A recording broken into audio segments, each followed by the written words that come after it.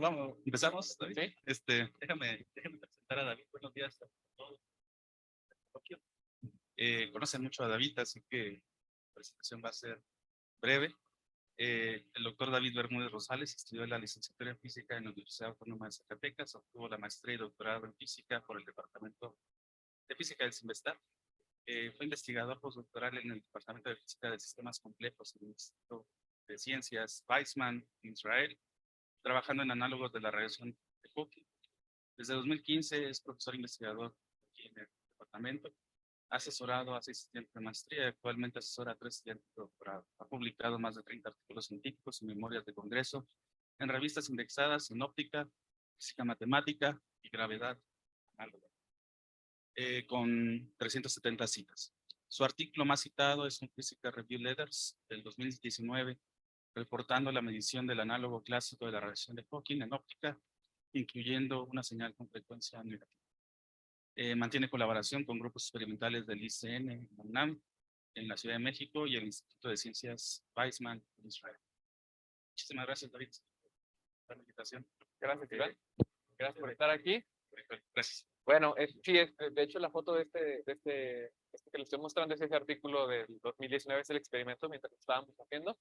Y bueno, como forma de introducción, les voy a decir cuál es el resumen de la respuesta del título. El origen del análogo óptico de la radiación de Hawking es un término que describe la interacción de dos pulsos de luz o de dos señales de luz en un dieléctrico, que se le conoce como, bueno, nosotros le pusimos modulación de fase cruzada conjugado, ese término. La gente normalmente no considera ese término, pero nosotros, bueno, sabemos que sí, y la gente no lo considera porque mezcla frecuencias positivas y negativas. Y luego, estudiando la formulación hamiltoniana, vimos que podemos considerar otros términos que son conocidos, como la reacción inversa de la radiación de Hawking. Bueno, entonces para ir entendiendo todo lo que les estuve diciendo, vamos a llegar a que eso les va a quedar claro. Primero vamos a pensar cómo se mueve la luz. La luz se mueve de manera recta, ¿sí? Excepto en que aplica términos y condiciones, en algunos casos no se mueve recta, en las interfaces con algunos medios dieléctricos. Esos medios dieléctricos están descritos por una cantidad que es el índice de refracción. Básicamente esa nos dice qué tanto se refracta aquí la luz cuando llega a la superficie.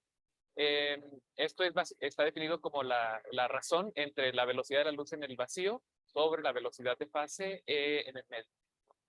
Entonces, con eso, y entonces se puede obtener este tipo de ilusiones ópticas, donde la ilusión proviene de que nosotros estamos extrapolando a que la luz siempre viaja de manera recta. A que la luz viaja de manera recta. Entonces, por ejemplo, aquí nosotros decimos, bueno, ¿por qué? ¿Dónde está la cabeza? No, bueno, la luz viajó hacia acá primero y luego es la que nos llega, ¿no? Entonces viaja de manera curva, como vimos ahí.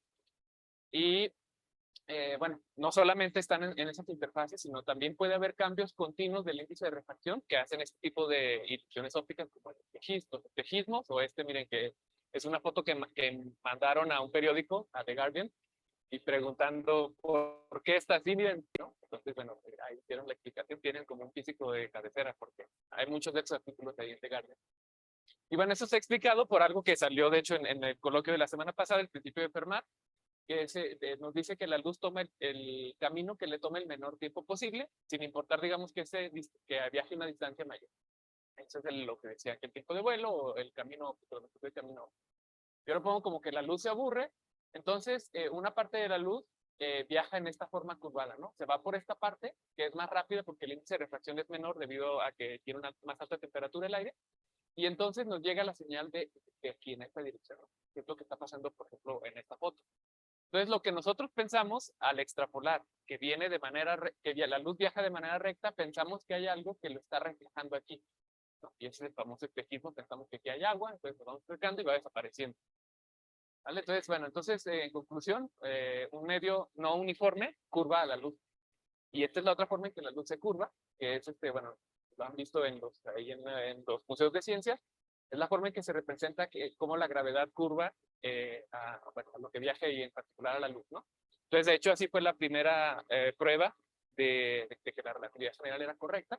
Y básicamente se tomó una foto en un eclipse solar y se veía una posición aparente de las estrellas que era diferente a la posición real. Esa posición aparente de nuevo viene a que extrapolamos que la luz viaja de manera recta, ¿no? Entonces, todo ese tipo de cosas viene extrapolamos siempre que viaja de manera recta. Y estas son las ecuaciones de Einstein, donde a mí el objeto que me va a interesar mucho es la métrica, el G mu nu, G minúscula, y realmente yo no me voy a meter en nada de las ecuaciones de Einstein, porque el efecto Hawking, el que yo les voy a hablar, solo es un efecto cinemático, solo depende de las soluciones, y estas son las soluciones, ¿no? Es como cuando uno pone, bueno, las leyes de Newton, y con eso resuelve uno y obtiene una trayectoria. Pues la trayectoria ya es la solución cinemática, ¿no? Y ya no me meto en la dinámica, que son las leyes de Newton, eso sería el equivalente, ¿no? No me voy a meter en la dinámica, solo en las soluciones, que es la cinemática. Pero en conclusión, bueno, también el espacio-tiempo curvo también curva la luz.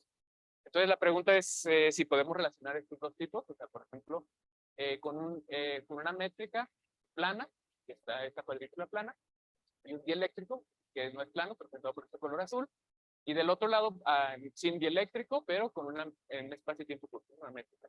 Entonces podemos hacer esa conexión y guardar esto que sí, vamos a estar aquí. Esa conexión se hizo a través de lo que se conoce como óptica de transformaciones, donde aquí estoy poniendo, bueno, como es que con luz, entonces van a estar escritos por las ecuaciones de Maxwell. En este caso estoy poniendo las ecuaciones de Maxwell sin fuentes en un medio, y ese medio está descrito por estos tensores, en general son tensores, que es el de permeabilidad eléctrico y el de permeabilidad magnética, y esos los queremos describir en un medio general. Entonces ese medio general va a estar escrito por estas métricas. Estas métricas describen la naturaleza, digamos, la curvatura del espacio. En particular, bueno, por ejemplo, es como una generalización del teorema de Pitágoras en 3 dimensiones y el caso diferencial en cartesianas. Esa sería la métrica del espacio plano cartesiana.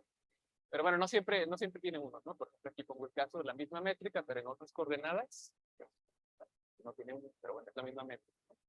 Y esa forma, digamos, para poder escribir las ecuaciones de Maxwell de forma general, lo que necesitamos es la divergencia y el rotacional en una métrica general. Y ese problema lo resolvió Jerzy Plebanski, que para quien no sepa, pues es el segundo fundador del departamento de física, digamos.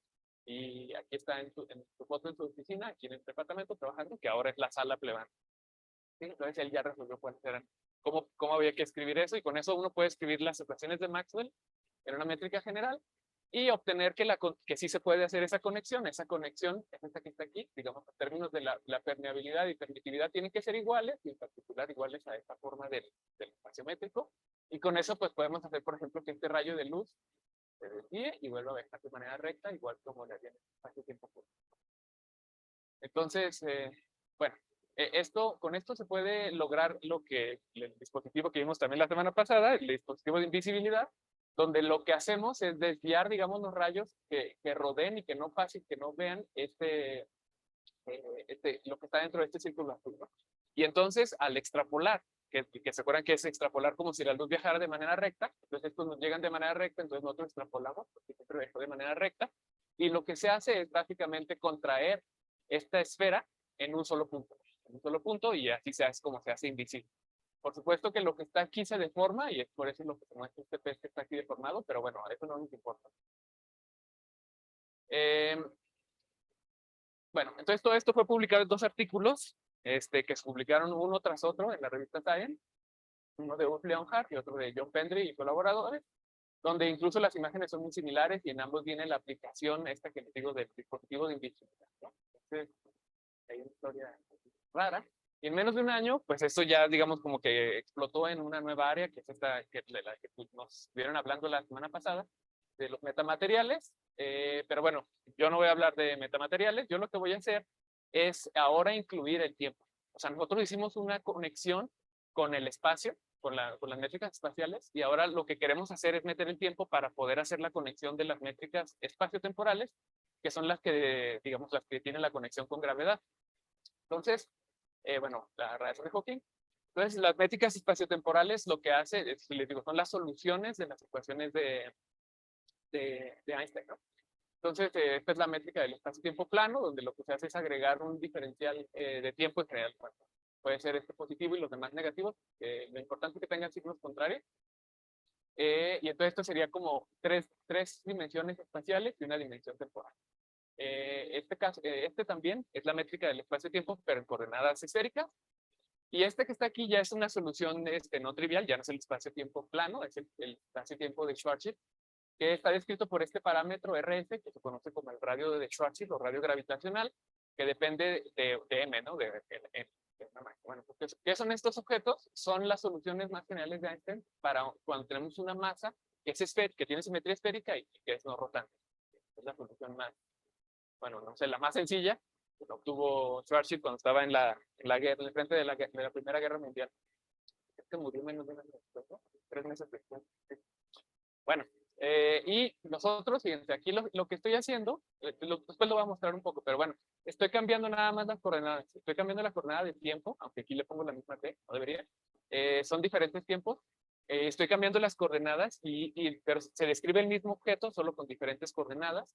Pero lo que hago aquí es quitarme una singularidad, que es una singularidad debido a las coordenadas, ¿no? Después la voy a ver. O sea, esta métrica es singular en 2 puntos, R igual a 0 y R igual a RS. Y esta de aquí solo es singular en R igual a 0. De hecho, siempre voy a trabajar con esto. Cuando yo hable de la métrica de Schwarzschild, pues es en estas coordenadas. Y siempre le voy a quitar la parte del ángulo sólido, tal que yo en lugar de trabajar en 3 más 1, me quedo con 1 más 1.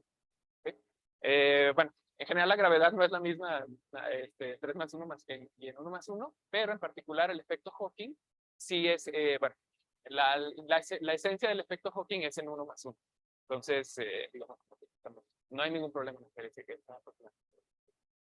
Bueno, entonces, no sé si se imaginan ya que cuando uno mete el tiempo, que es lo que pasa con electricidad y magnetismo, pues ya dejan de ser electricidad y magnetismo, se van en el electromagnetismo.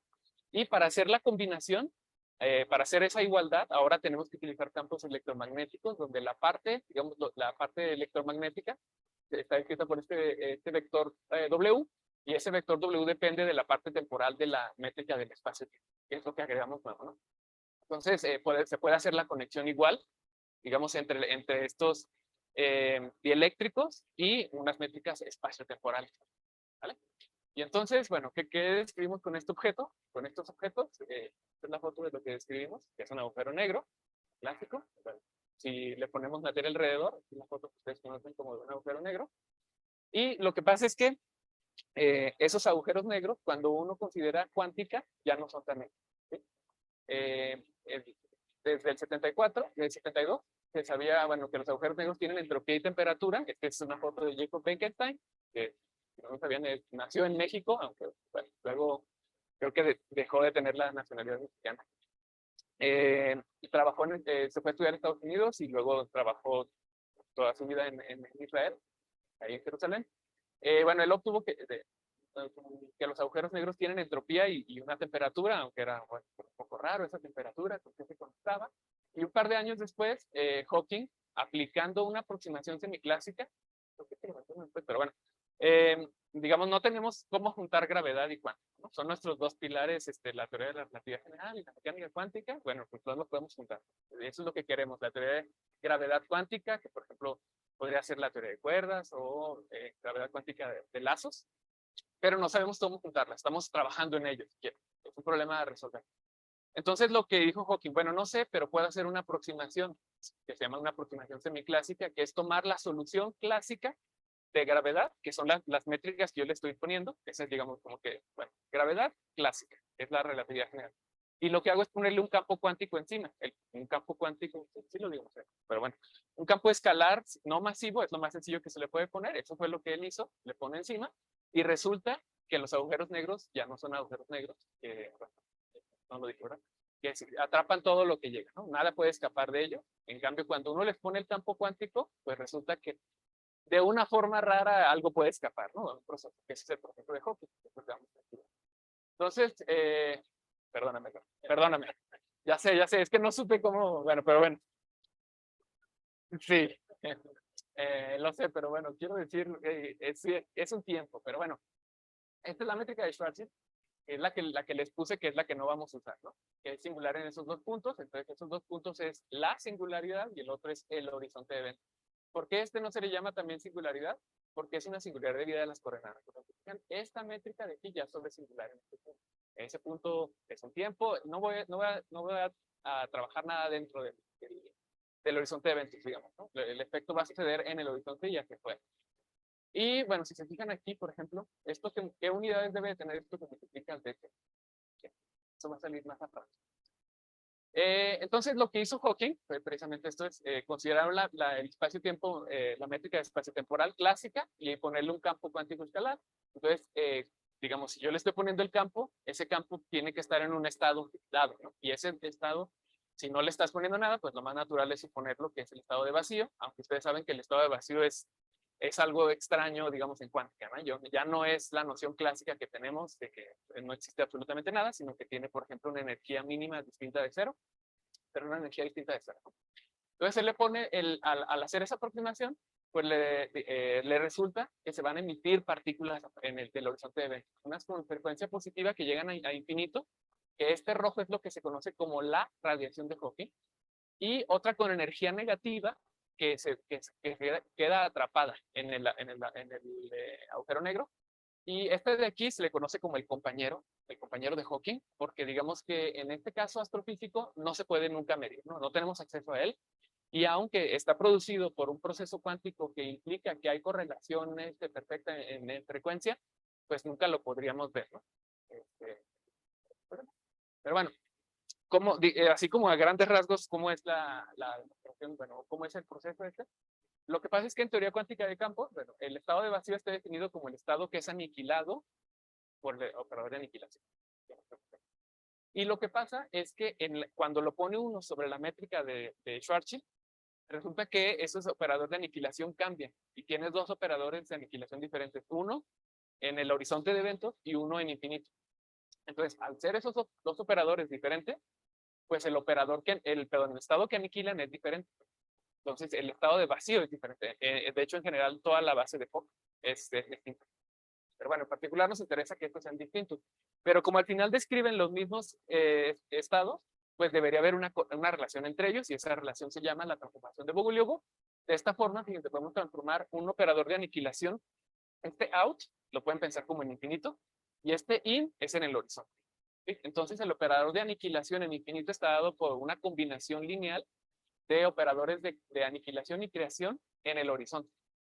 Y bueno, entonces, bueno, parece que no estamos haciendo nada tan raro hasta que pensamos en calcular cuál es el número promedio de partículas que detectaría un detector en infinito. Entonces, como el detector, empezando por el estado de vacío en el horizonte de eventos. Entonces, empezamos con el estado de vacío en el horizonte de eventos, pero como nuestro detector está en infinito, él va a detectar con la base out. Entonces, se fijan, aquí hay combinación de esto, el operador número en base out, con el vacío in. Y si utilizamos estas transformaciones de aquí, si tuvimos, aquí va a haber un producto de operadores de aniquilación que van a aniquilar el vacío in, pero también de creación. Y estos de creación van a producir estados de una partícula, en particular, bueno, quedamos con el primer término, y eso me da esto que está aquí.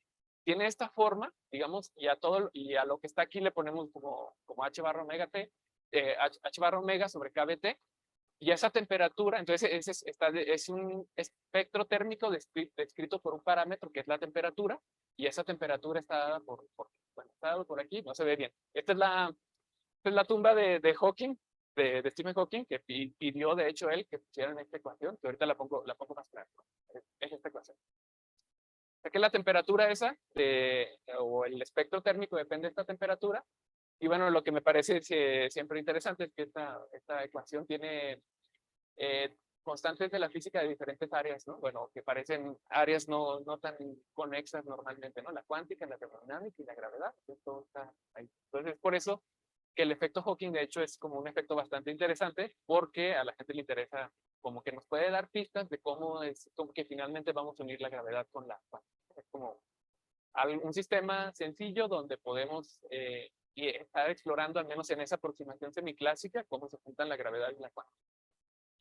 Y bueno, para los estudiantes, siempre recomiendo este libro. Este libro es la manera más rápida de llegar a hacer todas las matemáticas del efecto Hawking. Siempre hace las aproximaciones más sencillas en 1 más 1, en campo escalar no masivo, entonces, y todo lo deriva relativamente bien.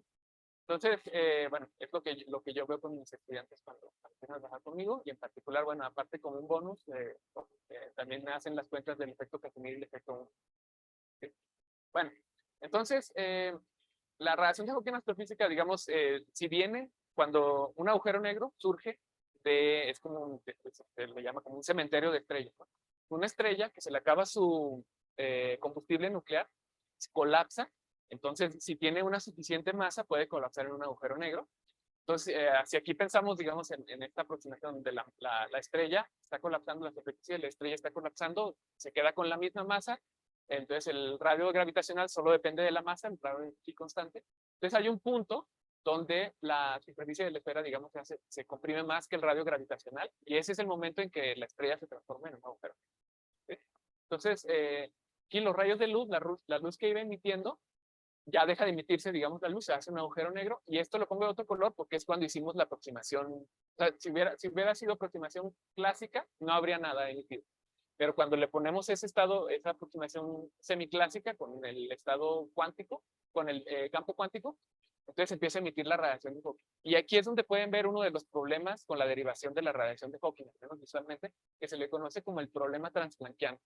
Toda la radiación de Hawking que va a ser emitida desde el momento de la creación del agujero negro hasta, si quieren, el fin del universo, o hasta que se evapore, hasta que determine su masa, van a salir de estados que vienen de distancias muy pequeñas, cercanas al horizonte de eventos al momento de la creación. O sea, todos estos, aquí yo les puse dos que salen de aquí, pero puedo seguir poniendo 100, y todos van a salir de pedacitos cada vez más cerca.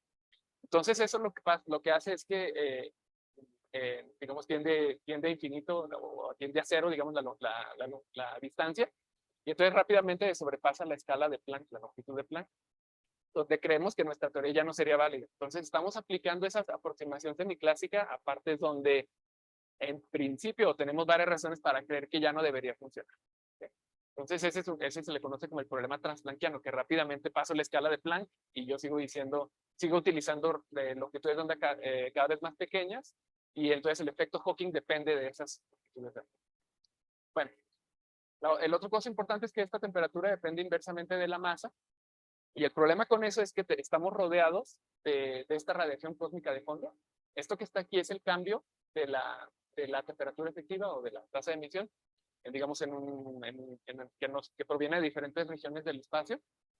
Pero lo que nos interesa no son tanto los cambios, sino el hecho de que sí, o sea, esto es como 2.7 más menos 0.1, algo así, no sé bien, pero digamos, lo que nos interesa es que hay esos 2.7. Y el problema es que si la temperatura depende inversamente de la masa, yo también les dije que había una masa mínima para que los agujeros negros pudieran colapsar, para que las estrellas pudieran colapsar en un agujero negro. ¿Sí? Esa depende del modelo que le pongas a la estrella, digamos, pero el mínimo es el límite de Chandrasekhar. O sea, hay otros límites más complicados que dependen del estado de la estrella, del ecuación del estado de la estrella, pero este es el menor, ¿no? Digamos, como el más simple. Si no lo pones rotante y la masa es esférica, te da él. Y eso lo que hace es que la temperatura de Hawking que resulta es 10 a la menos 8. Entonces la temperatura es muy pequeña, la intensidad de la emisión depende también de la temperatura, a la cuarta potencia, al cuarto. Y entonces, bueno, pues va a ser mucho más débil, ¿no? Pues no queda muy claro cómo se vería en el caso astrofísico de la radiación de Hawking.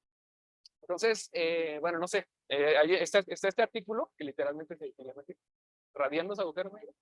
Entonces tenemos varias razones atractivas para pensar que sí. Entre ellas, por ejemplo, que tenemos diferentes derivaciones de la radiación de Hawking, completamente diferentes, y digamos, todas llegan a la misma ecuación. Entonces eso nos da a los físicos como confianza de que a partir de diferentes aproximaciones, con diferentes modelos, llegamos al mismo resultado. Pero por otro lado, pues, primeramente no sabemos, estamos haciendo una aproximación semiclásica. Entonces, pues tal vez la aproximación no sea válida ahí. Entonces, necesitamos la teoría de gravedad cuántica realmente para hacer. Otra cosa es lo que les comenté del problema transplanckiano. Y bueno, la emisión discreta, la emisión de un espectro térmico en forma discreta que es un poco rara. Y este es otro artículo que se llama Características esenciales y no esenciales de la radiación de Hawking, de Matt Visser. Entonces, bueno, esto es como para distinguir la radiación de Hawking de qué sí depende realmente. Bueno, él dice, realmente no depende de la termodinámica de agujeros negros, aunque, digamos, como que lo vimos como una evidencia circunstancial de que La entropía que había dicho Bekenstein que había, tenía una cierta temperatura y esa temperatura termina siendo la de Hawking. Entonces, como que hay evidencia circunstancial, pero bueno, la derivación de la radiación de Hawking no depende nada en lo absoluto de esta parte. Y la otra es que lo que les dije, no necesitamos las ecuaciones de Einstein, la de la dinámica, sino solo la cinemática, las soluciones, la métrica. Y las características que sí son esenciales es un horizonte aparente que, digamos, bueno, no importa tanto la diferencia, pero un horizonte de eventos, si quieren, que existe en algún momento. Que la gravedad superficial sea distinta de cero, esto lo pueden pensar como la aceleración en ese punto causada por la gravedad en el horizonte de eventos. Y esto que sea la evolución lenta, esta evolución lenta es para poder hacer la expansión en modos y que sean válidos por una cierta región, no nada más como punto a punto. Pero bueno, yo creo que es por simplicidad. Pero bueno, es lo que pone características. Entonces, esas características, así vamos. Claro, claro.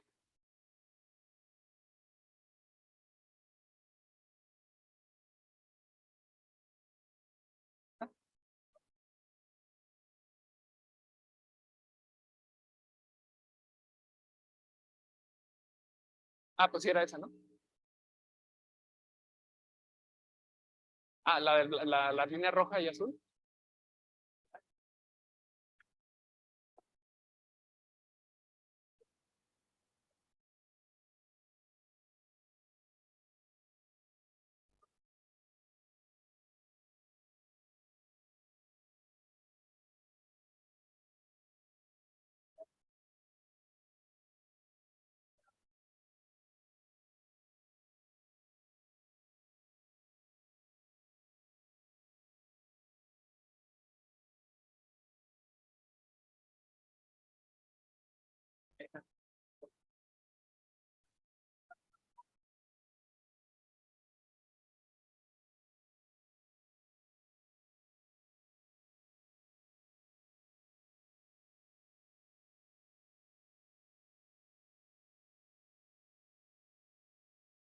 Bueno, lo único que podría decir es que, digamos como que yo muestro este porque es el caso más sencillo, pero no tiene por qué ser así, ¿no? Y hay varias derivaciones que llevan al mismo resultado, pero bueno, no sé, porque por ejemplo, la curvatura aquí al final hace como una interacción efectiva.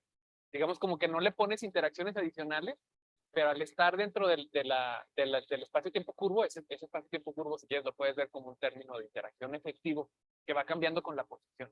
Entonces, no sé si eso sea lo que arregla en ese caso el problema, incluso para el caso escalar, sin más.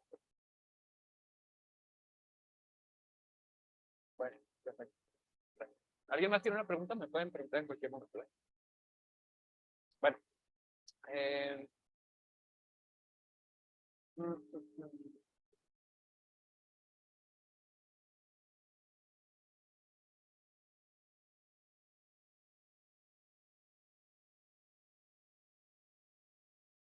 Ah, bueno, entonces, esa es la motivación de estudiar este fenómeno de radiación de Hawking, generalizarlo y estudiarlo en otros sistemas, no nada más en casos astrofísicos. Entonces, les voy a platicar cómo es que se obtuvo esto. Digamos, el punto principal es ver el espacio-tiempo como un fluido. ¿Sí? Entonces, esto que les puse, que era como la imagen esa de la sábana azul, lo podemos ver como si un fluido fluyera hacia un sumidero, aquí, en este caso, ¿no? Entonces, la velocidad de ese fluido depende de la curvatura del espacio-tiempo, es decir, cada vez va a ir más rápido el fluido. ¿Sí? De hecho, en este punto, el fluido sobrepasa la velocidad de la luz. Eso es lo que pasa. Entonces, aquí ya el fluido se mueve tan rápido que las ondas que son contrapropagantes no pueden escapar a partir de ese punto. Entonces, nosotros lo que nos interesa estudiar es esas ondas contrapropagantes en el fluido del espacio-tiempo. ¿Sí? Y esto que está aquí, cuando van escapando, además se hace un corrimiento hacia el rojo, que es lo que sucede cuando se emite la radiación de Hawking. En estos casos también nos va a ser, va a ser interesante estudiar el inverso temporal del agujero negro, que se llama el agujero blanco, que es una solución que se piensa que es no física en el caso gravitacional, pero que en los análogos sale muy continuamente. Entonces, bueno, te lo voy a explicar. Es como si hubiera una fuente de espacio-tiempo, que lo que te hace es empujarte hacia afuera, o sea, no te deja entrar aquí. Entonces, las ondas contrapropagantes, en este caso, van hacia esta singularidad. y bueno, se propagan en contra del fluido porque el fluido va saliendo, ¿vale? Y en también aquí tenemos una esfera donde se pasa la velocidad de la luz y entonces estos no pueden llegar más que hasta ese punto, ¿no? A partir de ese punto ya no pueden pasar. Entonces es un agujero blanco, siempre está emitiendo todo lo que está ahí. Y entonces si uno ve los conos de luz alrededor del agujero negro, en el horizonte de eventos de un agujero negro, este es el horizonte de eventos, R igual a 1, es la raya negra, y entonces tenemos las ondas copropagantes, que esas se mueven con, digamos, hacia el agujero negro y que no sufren ningún problema, ¿no? O sea, se van rectas, o sea, se siguen moviendo a velocidad. Y acá tenemos las contrapropagantes, que esas, aquí, si se fijan, entre más cerca estés, más tiempo pasas atrapado, porque aquí es R y aquí es tiempo, ¿no? Entonces tardas más tiempo en avanzar un delta R. Sí, y cuando vas saliendo, pues vas tendiendo a tu velocidad asintótica, que es, ¿vale? Entonces, cuando llegas acá, ya llegas a C, pero aquí tardas mucho tiempo en salir, en particular, pues si estás exactamente en el horizonte de eventos, pues es justo en el momento en el que quedas atrapado.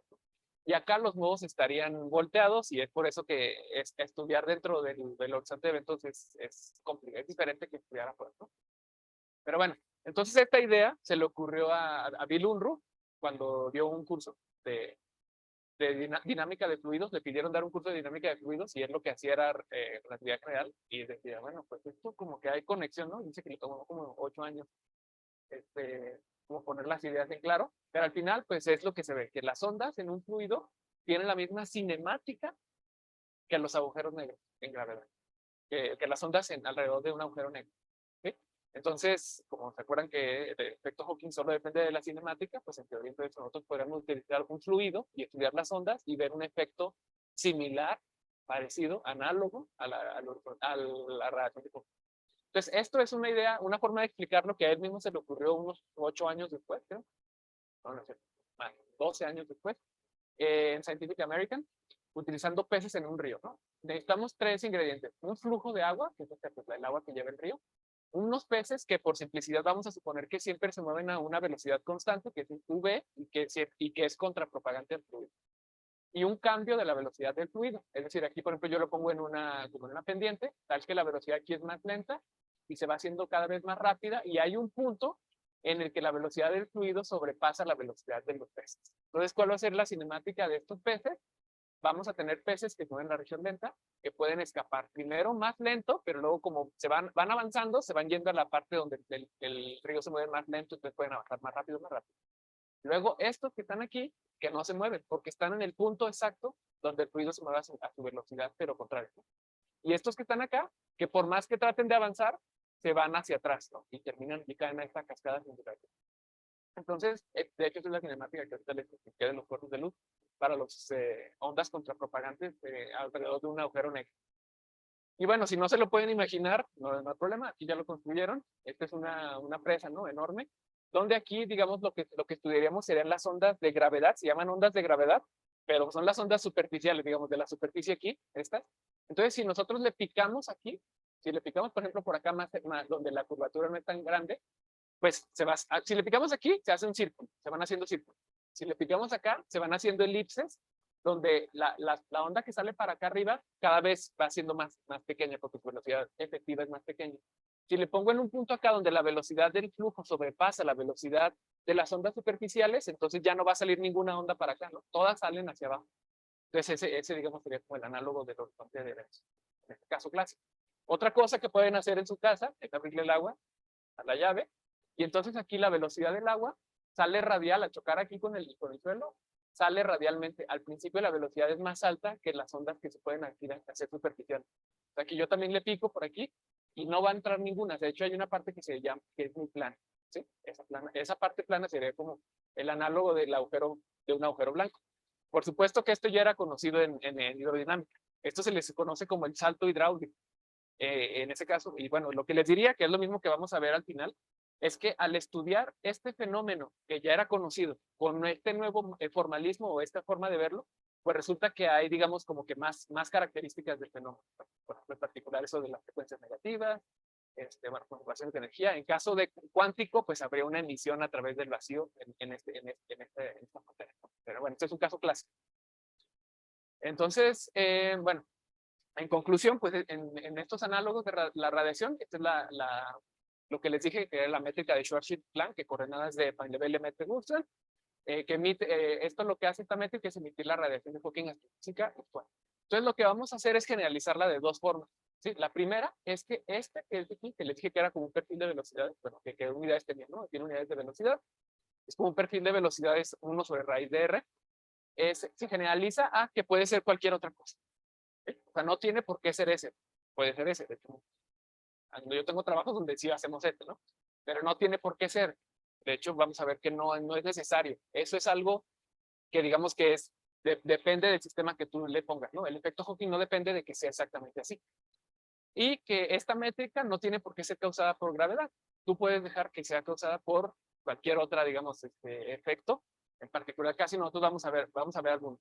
Entonces, la derivación al final es la misma. Si haces estos dos pasos, la derivación de Hawking es muy parecida, digamos, bueno, esencialmente la misma. De hecho, uno puede hacer una sola derivación para los dos casos.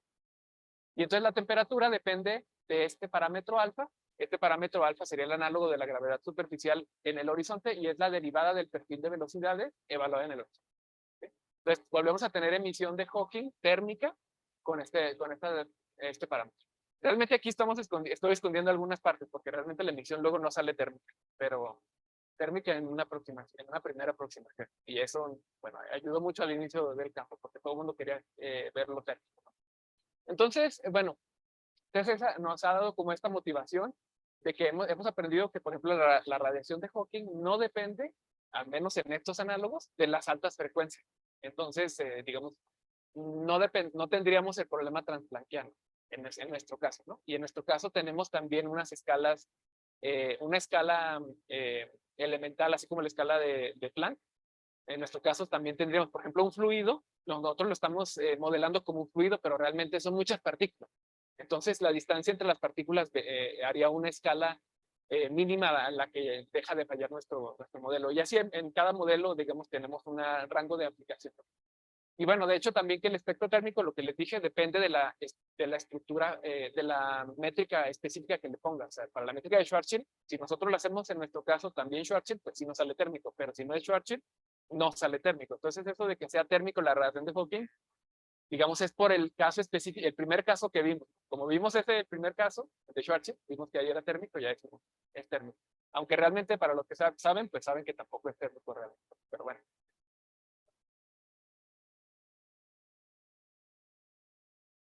La primera aproximación.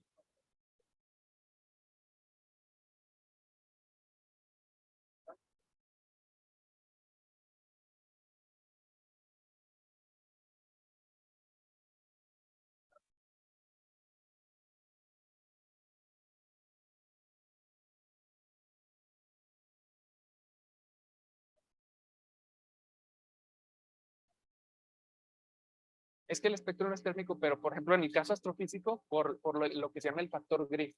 O sea, la emisión es térmica, pero por la métrica, por el resto de los efectos de la métrica, que se ve como que te falta considerar el resto del potencial de dispersión, deja de ser térmico lo que mide el observador en infinito, ¿no? O sea, en el caso astrofísico, la emisión es térmica, digamos, inicialmente en el agujero negro, ¿no? Y después, cuando uno considera la otra parte, es el factor gris.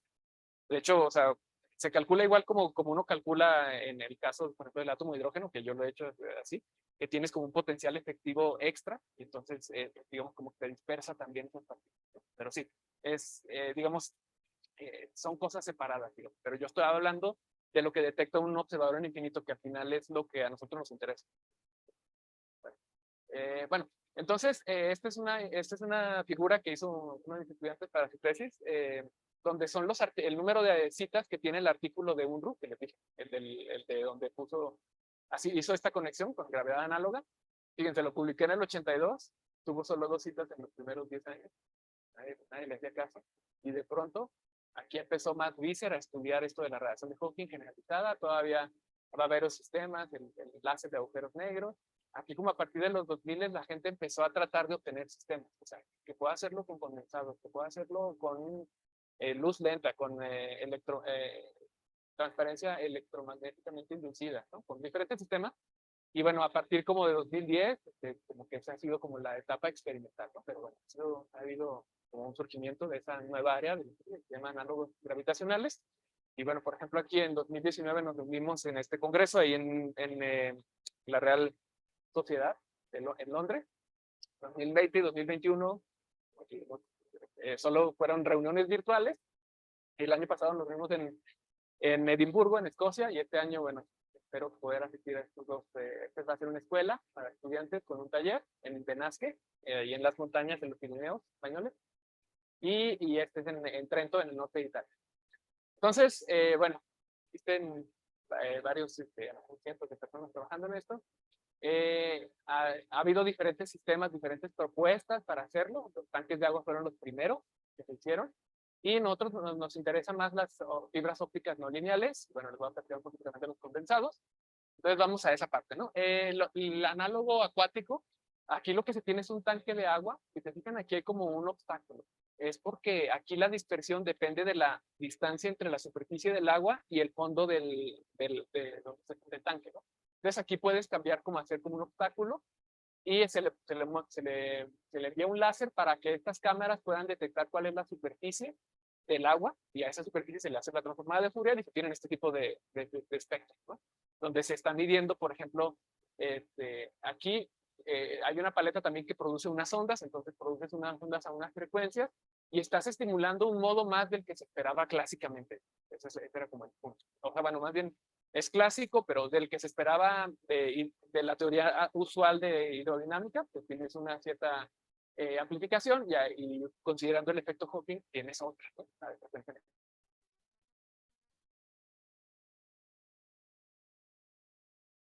Y bueno, es clásico y no cuántico, y aquí pongo fotos de Silke Warner y Rousseau, que trabaja en Israel también, cuasi unidimensional, y luego le pone otro lado, o sea, tiene una máquina que hace eso una vez por segundo o algo así, lo deja varias horas, entonces hace el experimento muchas veces, y eso lo que hace es que, bueno, cambia la densidad, y esta densidad va cambiando, se va moviendo en el tiempo, y esto es lo que causa la curvatura del espacio y tiempo, y bueno, por ejemplo, aquí pongo unas mediciones que él hizo de la dispersión, y en los últimos trabajos, bueno, él ha dicho que ya ha medido el efecto Hawking, no solamente el caso clásico, como lo vimos en el agua, sino también el caso espontáneo. ¿Sí? Y, bueno, todavía está en discusión un poco porque es un sistema bastante complicado y entonces, digamos, en unas simulaciones a alguien le salía también como un patrón parecido al que él le sale sin nada cuántico. Entonces, bueno, él está defendiendo por cómo es que sí puede. Está todavía en discusión. Y yo les voy a platicar el análogo de fibras ópticas, ¿no? Que es el que yo trabajo. Estas dos fotos no se ven muy bien, pero son las fotos del experimento que está haciendo mi estudiante en el ICN, en el laboratorio de Alfred Duren, donde tenemos fibras ópticas que se llaman así microestructuradas, que tienen este patrón interno. Básicamente, lo gris es sílica, como vidrio, y esto negro son los agujeros de aire. Entonces, lo que hacemos nosotros es utilizar un efecto no lineal. El efecto no lineal sería como el equivalente como de la gravedad, lo que causaría la gravedad. Entonces, queremos aumentarlo lo más posible para amplificar este fenómeno. Y la forma de amplificarlo es hacer dos cosas. Una, bajar la intensidad, el área, disminuir el área donde se mueve el modo, porque así aumenta la intensidad. Entonces, por eso tenemos este núcleo pequeño, utilizamos estas fibras que tienen un núcleo pequeño, y entonces el área efectiva del modo en el que viaja se comprime. Y la otra es utilizar pulsos que sean muy cortos en tiempo. Aquí en la UNAM estamos utilizando láseres de 100 femtosegundos y en Israel son de 7 femtosegundos. Bueno, entonces, aquí no se ve muy bien, pero la fibra, el láser, cuando viaja en la fibra va cambiando de color. O sea, aquí empieza como rojo, se va haciendo naranja y termina siendo amarillo y ya casi ya, ¿no? Esa es una señal de que es un efecto altamente no lineal, ¿no? De hecho, cuando uno está acoplando aquí los láseres, que yo no hago nada de eso, ¿no? Pero bueno, me contaron que cuando uno acopla los láseres, cuando lo ves que cambia de color, es cuando ya está acoplado en el núcleo, correcto. Porque estos agujeros son del orden de menos de una micra, entonces no se puede ver, ¿no? Entonces uno está ahí como cambiándole, acoplándole y ya lo ves de este color, ya se acopla. Bueno, entonces esta es una foto, esta no es una imagen, esta es una foto real del focus electrónico de barrido. donde, bueno, esta es la estructura, se ven que la pueden hacer muy bien. De hecho, la forma de hacerlo es como vidrio doblado, básicamente. Aquí en el CIO, en el Centro de Investigaciones en Ópticas de León, pueden hacerlas. Tienen una montaña, nos enseñaron cómo las estiran de vidrio y las van haciendo cada vez más pequeñas, más pequeñas, más pequeñas, más pequeñas, pero ellos le ponen una forma, esta forma de con los agujeritos, y aunque la estiren y ya tú no lo veas, pues ahí siguen estando los agujeros del vidrio. Entonces, así es como lo hacen. Entonces, cuando les pides, tienes que pedirles que te hagan 1 kilómetro de fibra, que nosotros usamos 7 milímetros o 1 metro, por ejemplo, que está raro, porque tienen que estirarlo mucho para llegar a hacerlo tan delgado. Pero bueno, aquí no sé si ven que estos dos agujeros son un poco más grandes, eso no es un error de fabricación, eso es a propósito. O sea, de hecho, lo controlan también que hacen esos dos agujeros un poco más grandes. Es para hacer que la fibra mantenga la polarización, que simplifica un poco la polarización. Entonces, lo que yo les voy a platicar aquí es que, digamos, nosotros, al igual que dice Steinhauer, para obtener la relación de dispersión, que es como lo vimos en la charla ahora de Alonso, es la relación entre la energía y la K, la E y la K, o la frecuencia y el número de onda. Nosotros lo hacemos con soluciones numéricas, luego hacemos un experimento que es el de mezclado de 4 ondas espontáneas, medimos los pares de fotones, y eso lo que nos da, digamos, son estos puntitos, y digamos, ajustamos con los modelos que recibimos numéricamente cuál es el que nos da mejor. Y con eso, bueno, minimizamos proceso de minimización y obtenemos cuál es la mejor dispersión que nos describe, ¿no? Que nos describe muy bien el sistema. A título de estudiantes, de Daniel. Y bueno, no importa tanto, me lo voy a citar. Los análogos ópticos empezaron en este experimento de 2008, que es un Science de los grupos de Friedrich Kunig y Ulf Leonhardt, en el cual entonces lo que hacemos es enviamos este pulso. Este pulso de luz se llama el bombeo. Ese pulso es el que, digamos, nos va a hacer nuestra métrica efectiva. O sea, nosotros vamos a considerar, este es el objeto, este va a ser como el campo cuántico que le ponemos encima, y la fibra más este pulso es lo que vamos a considerar que es el fondo. ¿Sí? Entonces, esto que está aquí, como les dije, puede ser el campo cuántico o clásico. Si es el campo cuántico, se le llama el efecto espontáneo, y si es un campo clásico, se le llama estimulado. ¿Sí? La otra cosa que vamos a hacer, bueno, si se fijan, es un poco raro, no sé si lo han pensado, pero cuando uno envía dos pulsos de luz en el vacío, no interaccionan entre ellos. O sea, se suman coherentemente cuando están traslapados, pero luego, o sea, no hay ninguna interacción entre ellos. Aquí hay una interacción entre estos dos pulsos de luz debido a que está en un dieléctrico.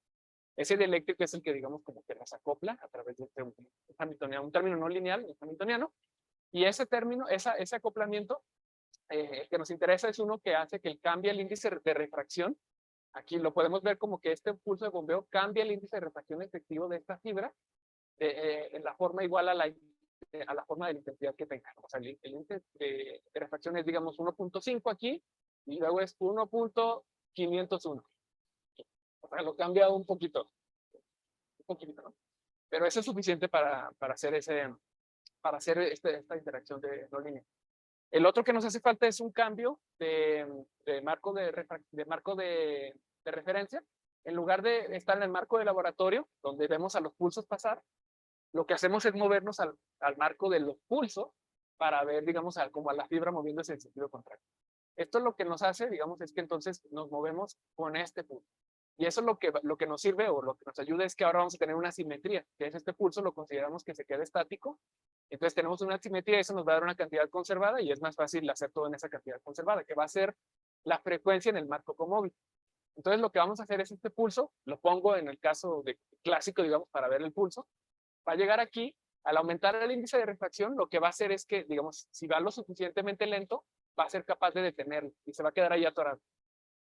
Pero bueno, no se puede quedar ahí para siempre, es un equilibrio inestable, y entonces va, digamos, a traspasarlo y va a pasar acá como si no hubiera pasado nada, o va a reflejarse, cambiar la frecuencia y emitir este otro, ¿no? Entonces, en este caso sería el efecto Hawking clásico. Y del otro lado también tenemos el mismo efecto. Este sería un análogo del agujero blanco, porque hay un corrimiento hacia el azul, y este es un agujero negro, que es un corrimiento hacia el rojo, aunque bueno, en este caso de óptico es raro que tengamos los dos a la vez. De hecho, eso nos complica mucho tanto explicar como modelar algunas partes, pero bueno, así es como se puede trabajar en el experimento, y bueno, esto se puede llevar al experimento, lo cual es una ventaja enorme.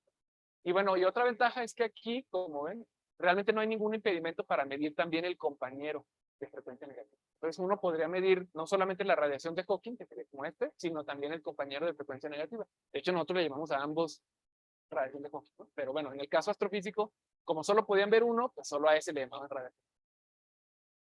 Entonces, esta cantidad conservada es la frecuencia comóvil. Esta es la gráfica de la frecuencia comóvil, que es lo que nosotros llamamos a la dispersión, digamos. Es como otra relación que depende de omega de K.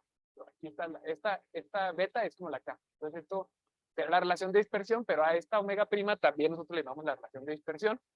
Y la derivada de esta curva nos da la velocidad en el marco comóvil. Entonces, como hicimos el marco comóvil para que se moviera a la velocidad del bombeo, pues este debe tener derivada cero. Pero si se fijan, hay otros dos puntos que tienen derivada cero. Esos puntos son los que nosotros vamos a llamar los horizontes de eventos. Es cuando hay dispersión, eso ya la gente ya lo sabía, es mejor, más intuitivo, que más útil llamarle horizonte a una frecuencia que a un punto espacial. O sea, en el caso astrofísico, el horizonte era un punto en el espacio, pero lo que pasa es que aquí, como la velocidad depende de la frecuencia, cuando tienes dispersión, para cada frecuencia habría un horizonte diferente. O sea, unas llegarían aquí y se reflejarían. Este es el horizonte, pero otras más acá. Otras más acá. Entonces, ¿cuál es el horizonte? Bueno, el horizonte es cuando las longitudes de onda pueden llegar a esta frecuencia. Entonces, nosotros mandamos un pulso de prueba que vaya lento. Que vaya lento significa que su pendiente debe ser pequeña, de este lado o de este lado, pero significa que debe estar cerca de este horizonte de eventos, ¿no? Y bueno, digamos, cuando se cumplen ciertas condiciones de que sea capaz de ser detenido por el cambio de índice de refracción, estas son las señales que se esperan, la radiación positiva y negativa. Esto que está negativo es algo raro, esto que les voy a explicar ahora. Yo lo que estoy haciendo es, digamos, a sacarle aquí el valor absoluto, pero realmente esta relación de dispersión sigue hacia abajo. Entonces, estoy poniendo un empatamiento, o sea, ¿por qué le pongo valor absoluto? ¿No? Aquí parece que estoy prediciendo algo raro, porque le pongo valor absoluto, ¿no? Lo que pasa es que, bueno, es una forma de hacerlo, digamos, en un solo cuadrante, pero esa es, de hecho, la predicción nueva de la radiación de estos modelos, de que va a haber otro empatamiento, no solamente este, sino este otro, ¿no? Porque sería el compañero. Y entonces lo que la gente dijo es, bueno, si es cierto eso, entonces aquí hay otro efecto que se llama la onda de Cherenkov o la resonante o la onda dispersiva, donde yo también debería, simplemente por tener el bombeo, yo debería también tener un efecto de donde se vaya a la rama negativa. Y eso esto es más fácil de medir porque solo depende de un pulso que es más intenso. Y eso fue lo primero que midió la gente. Entonces, esto es el experimento, digamos, cuando yo entré, a mí se me hacía muy raro esto de las frecuencias negativas, entonces, pero pues ya no podía quejarme porque ya había un experimento donde literalmente midieron no el Hawking, pero sí esta otra predicción relacionada que es la resonancia. Entonces, esta es una figura del artículo que es como lo que les expliqué, solo que está en longitud de onda en lugar de frecuencia, y la rama negativa sí la deja que se vaya abajo, o sea, no le saca el valor absoluto, ¿no? Pero bueno, si lo hiciéramos a menudo, pues estaría aquí la predicción y pues sí, lo hicieron con varias fibras. Bueno, ¿qué es esto de frecuencia negativa? Cuando estamos en este marco comóvil hay un efecto Doppler que lo que hace es cambiar la frecuencia. Entonces, ustedes saben, cuando tenemos una ambulancia que se mueve hacia nosotros, primero aumenta la frecuencia del sonido y luego la baja, ¿no? Dependiendo si se mueve hacia nosotros o alejándose de nosotros. Entonces, aquí tenemos un detector. Al frente se comprimen los frentes de onda, lo que hace que se aumente la frecuencia. Este es en el caso subsónico, donde la velocidad de la fuente de sonido se mueve más lento que la velocidad del sonido. Si se mueve exactamente la velocidad del sonido, lo que pasa es que todos los frentes de onda se acumulan en el mismo lugar, ¿no? Y viajan juntos. ¿Sí? Eso es lo que se conoce como el boom sónico, donde pues, las amplitudes se van sumando y entonces vemos una amplitud enorme y ese es el boom, ¿vale? Pero en términos de las frecuencias, si lo piensan, pues sería como que cuando se están juntando cada vez más, la frecuencia, que digamos es digamos, el tiempo que tarda entre llegar entre cada una de estas, pues se hace infinita, la frecuencia del boom sonido. Pero ¿qué pasa si se mueve a una velocidad más grande que el sonido? Este detector vuelve a ver frecuencias normales, pero por eso le puse el color, porque si ven que las frecuencias están llegando, o lo que está detectando este detector, está llegando en el orden inverso. O sea, primero llegó el morado, que fue el último emitido, y hasta el final llega el rojo. De hecho, si la velocidad con la que se mueve el objeto es 2 veces la velocidad del sonido, uno puede oír la canción al revés. Escuchar estos mensajes satánicos. Aquí exactamente, ¿no? Pero entonces eso es lo que uno puede pensar como frecuencia negativa, que no es tan raro porque el detector no ve eso. O sea, el detector no le importa que, pues lo que emitió al final yo lo detecté primero. No, él ve medición, medición, medición, medición, medición, entonces tiene tanta, ¿vale? Bueno, entonces es la frecuencia negativa. Entonces ahora sí, el análogo. La descripción de la luz dentro de este material dieléctrico está dado por las ecuaciones de Maxwell. Las ecuaciones de Maxwell bajo ciertas aproximaciones que son literalmente las menores que se pueden hacer, por ejemplo, que esté en una sola polarización, que sea, bueno, que encuentres el modo, en los modos transversales, o sea, que encuentras un modo en la forma transversal y eso te da una relación de dispersión equidada.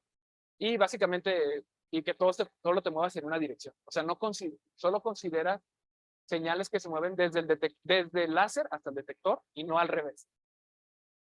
O sea, realmente es lo más básico. Eso es.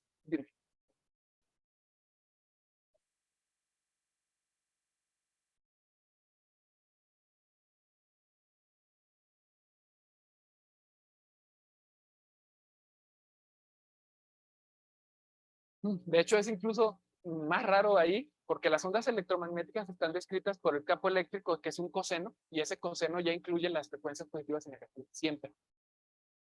O sea, de hecho, bueno, o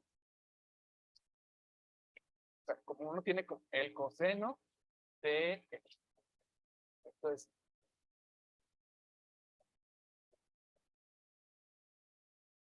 Entonces, este que es real, es el campo eléctrico, y uno lo que hacemos nosotros es describirlo, o la forma en que lo hace la gente es describirlo en términos de estos exponenciales. Cuando uno hace el cambio correcto, esto es una transformada de Hilbert, y estos entonces se le llama la señal analítica, y esta señal analítica, digamos que sería como la frecuencia positiva y negativa, y dentro de este formalismo lo que diríamos es que las ondas electromagnéticas siempre tienen frecuencia positiva y negativa a la vez. Es la única forma de medir, porque es la única forma que hace que este objeto que es complejo se haga real, que es el campo eléctrico. Entonces el campo eléctrico, en un sentido, tiene ambas a la vez, siempre. ¿Sí? Pero por la forma en que la gente en óptica lo describe, le gusta separarlo así, pero cuando lo separan así no lo hacen de manera correcta, en general. Por eso les digo que no consideran este término que nosotros decimos que se debe de agregar y que bueno, o sea, queda bastante claro. Uh-huh.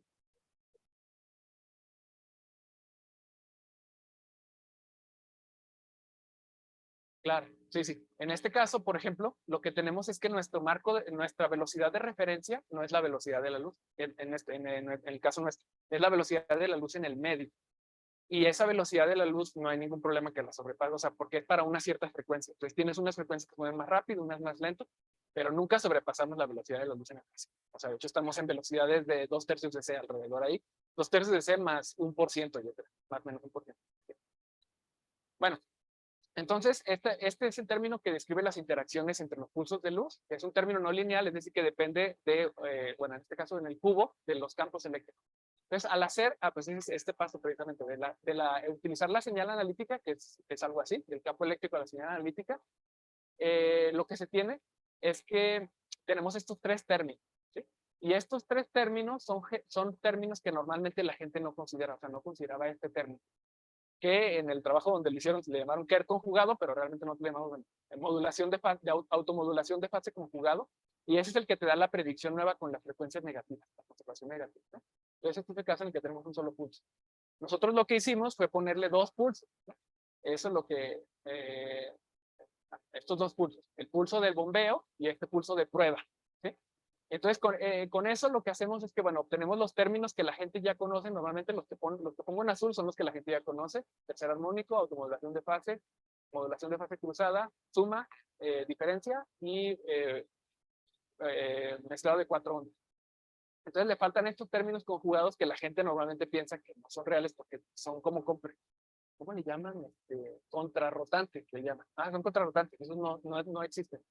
Pero bueno, básicamente es porque es difícil medirlos, ¿no? Y ahora en estas condiciones, que es la que nos pide el experimento, estos son importantes, ¿no? Y de hecho este es el que es el origen de la radiación de Hawking. Vamos a ver esto. Entonces la forma en que lo hace en óptica la gente es considerar un campo con un bombeo, entrar en una cierta frecuencia, la prueba en otra frecuencia y un campo de prueba, que este es el que le vamos a poner las nuevas frecuencias, ¿no?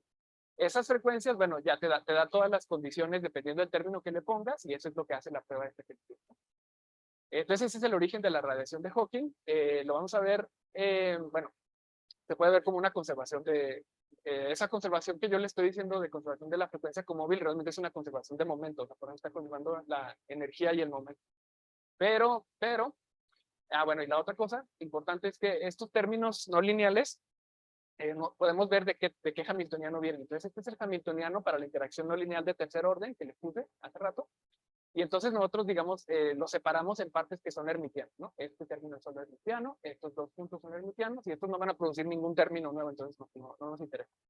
Hacemos la separación del campo en dos, el del pulso de bombeo y el de prueba, y entonces se quedan 10 hamiltonianos aquí diferentes. Que aquí yo le estoy poniendo solo los 4 que se deben a este término azul. Entonces, de estos, hay uno que es el que produce el término nuevo de modulación de fase cruzada conjugada, que es este. Ese término, ¿cómo se ve? Fíjense, por la forma en que está aquí, cuando uno hace la cuantización, digamos, del campo electromagnético, estos que están aquí se hacen operadores de aniquilación y estos con el asterisco se hacen operadores de creación. Entonces, esta es una interacción donde se elimina un fotón en campo 1 y se crean estos tres, ¿no? Uno en el campo 1, uno en el campo 2 y este que es el fotón nuevo. Entonces, al estudiar este proceso, esto que está aquí va a ser la radiación de Hawking porque es el que cumple, al nosotros cumplir la conservación de energía con móvil, pues nos da la predicción que ya habíamos visto antes, ¿no? Y bueno, para regresar, digamos, a la ecuación que habíamos visto, lo que hay que hacer es aplicar las ecuaciones de Hamilton, que en este caso las ecuaciones de Hamilton son la derivada del término hamiltoniano no lineal con respecto a este operador de creación o al E conjugado. Y eso nos da estos términos.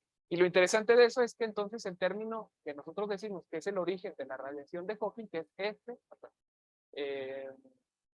sí, ese es el modulación de fase cruzada conjugado, se fijan que no conserva energía por sí solo, sino que tiene otros dos términos. Está mal. Este es el correcto. Este es el rojo. Entonces, estos otros dos términos los podemos considerar como la reacción inversa o la back reaction, que es algo, digamos, como que le interesa a la gente en gravedad, de dónde, o sea, qué pasa cuando se produce la radiación de Hawking, cómo sufre el efecto el agujero negro. Esa es la reacción inversa. O sea, nosotros sabemos, si estudiamos el campo cuántico, sabemos que se emitió la radiación de Hawking. Y sabemos que la energía proviene del agujero negro, pero ¿de qué forma proviene? ¿Cómo se pierde la energía?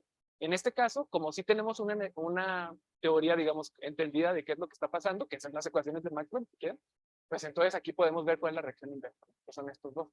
Y lo que estamos haciendo en el experimento del Weizmann, ya habíamos medido la radiación de Hawking negativa, lo que estamos haciendo es medir estos términos que son también un poco difíciles de medir en este caso particular, pero bueno, sería este y una señal aquí, o sea, porque no nos debería salir aquí un pico tan grande de azul. Entonces no entendemos por qué y por eso no lo terminamos ese experimento, pero bueno, tengo permiso para mostrar esa gráfica.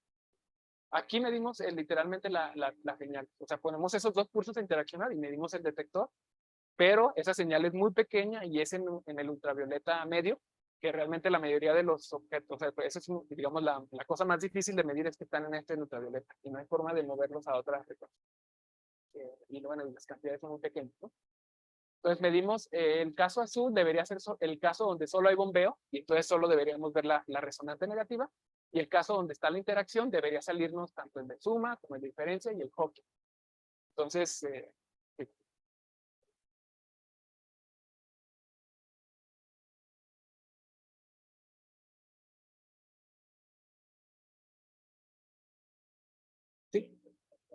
Sí. Pero el campo de velocidad tiene la forma del pulso que le enviamos. Y el pulso, sí se puede, la forma temporal del pulso se puede medir.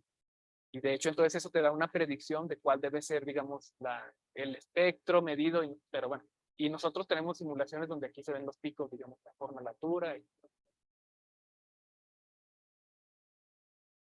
Claro, que cambie. Sí, sí, sí, sí. Sí, sí, sí. Sí, lo que podríamos hacer. Exacto. Sí, entonces lo que podríamos hacer, por ejemplo, es enviar el pulso, medir el pulso de bombeo, medirle el estado final con y sin prueba. Y debería ser diferente debido al campo. Esa diferencia debería ser causada por la reacción inversa.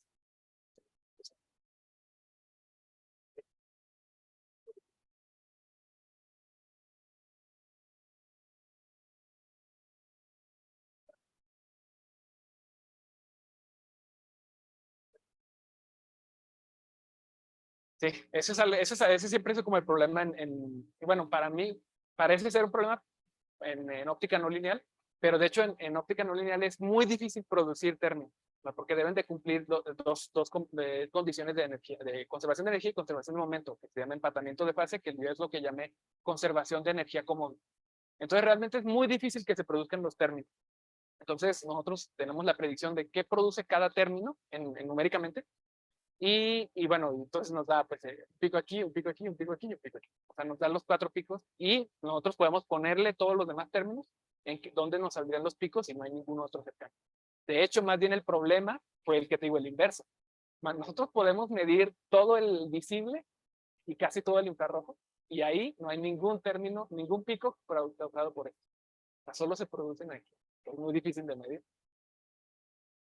Y más bien se tiene el problema contrario. Y la forma y de todos modos sí es un poco raro, pero la forma de identificarlo es con las simulaciones o con lo que espera. Y en las simulaciones puedes quitar y poner términos, eso es lo que te ayuda. O sea, como, ¿este de dónde vendrá? A ver, le quito el tercer armónico y desaparece. Viene el tercer.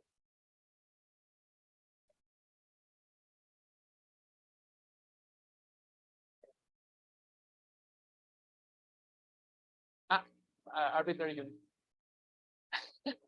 Pero sí, pero literalmente son cuentas de fotones.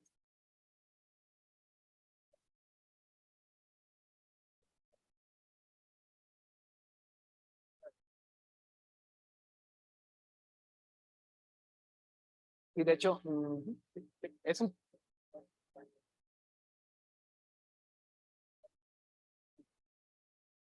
Sí, porque, bueno, y de hecho, la reacción inversa debe ser del mismo orden, ¿no? Yo pensaría que fuera del mismo orden. ¿Tú crees que no?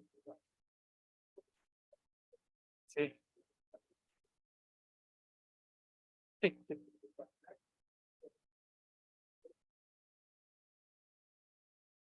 Sí, es que entonces, es que nosotros no estamos en esa aproximación.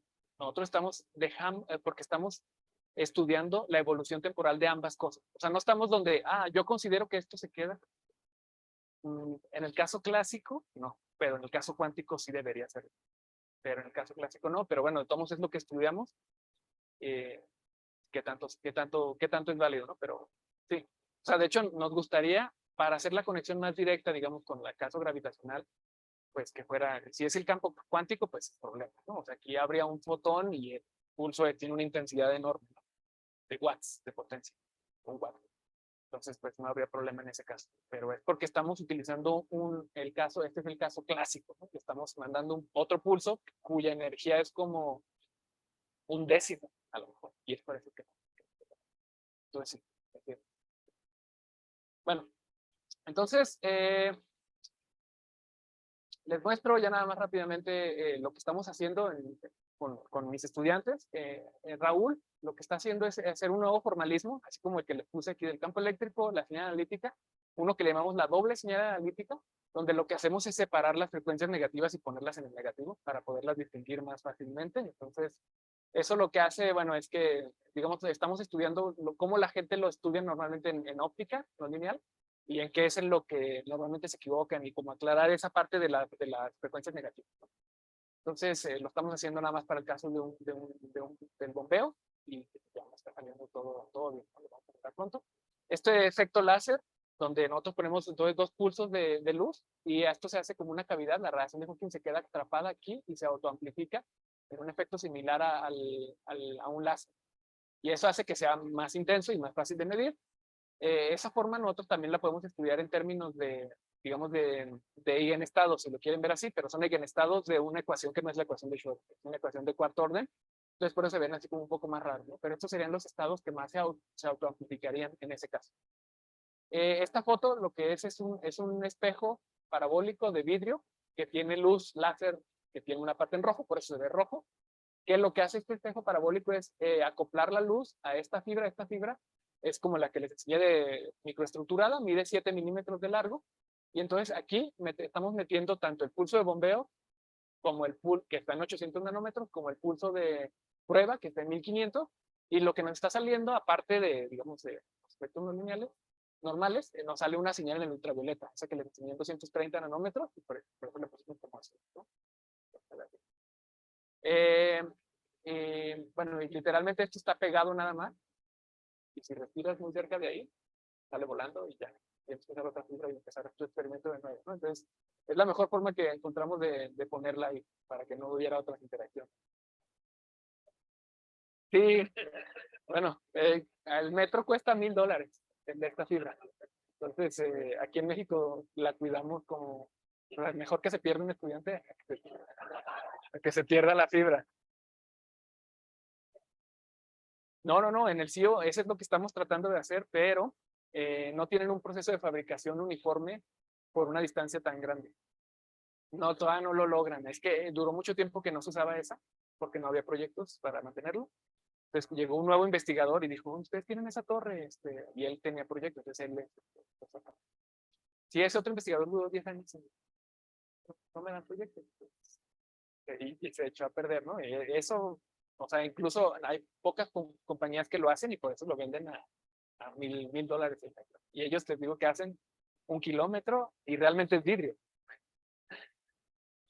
Sí, bueno, entonces nada más, bueno, este es el experimento de 2019 donde medimos la radiación de Hawking positiva, que sería como el cambio entre esta azul y lo que aparece del lado izquierdo de del raya verde, ¿no? Entonces en las simulaciones y del otro caso, digamos, el agujero blanco y del agujero negro, nos vemos ambos casos. El agujero blanco es mucho más eficiente, también entendemos por qué, y bueno, no tiene nada que ver con gravedad, es más bien por interacciones no lineales en óptica. Y lo nuevo de este artículo fue que pudimos medir la parte negativa. En este caso se ve más claro, Sergio, la diferencia entre donde se pone solo el bombeo y se ponen ambos, que es el negro. Y entonces la diferencia es este azul. Entonces este azul es la señal de Hawking. Así es lo que esperamos que nos salgan en las nuevas mediciones. Pero bueno, como es fibra nueva, estudiantes nuevos, todo cambió. No sale exacto, o sea, hay una pequeña diferencia, pero debe ser mucho más grande. Y bueno, esto a nosotros nos salió cuando había otros grupos que lo estaban haciendo y esos otros grupos lo estaban intentando hacer en un caso más sencillo donde envías menos intensidad del pulso, pero lo envías en el otro horizonte, hay dos horizontes.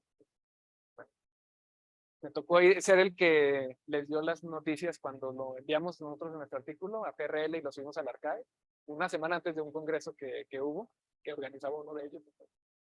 Tocó dar la charla, les dije, cambio mi tema a medición de...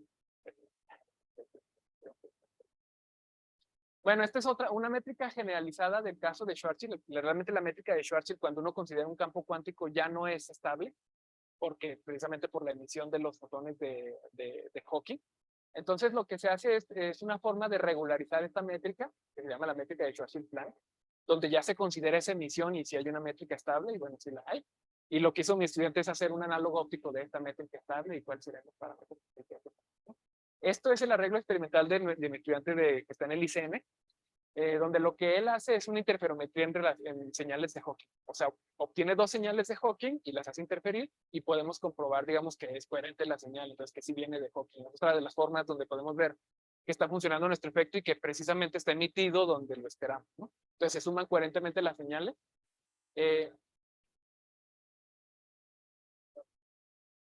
Sí, esa métrica, pero digamos, ahí no estás considerando que se haya radiación Hawking. De hecho, por eso es solución clásica la teoría de la teoría general.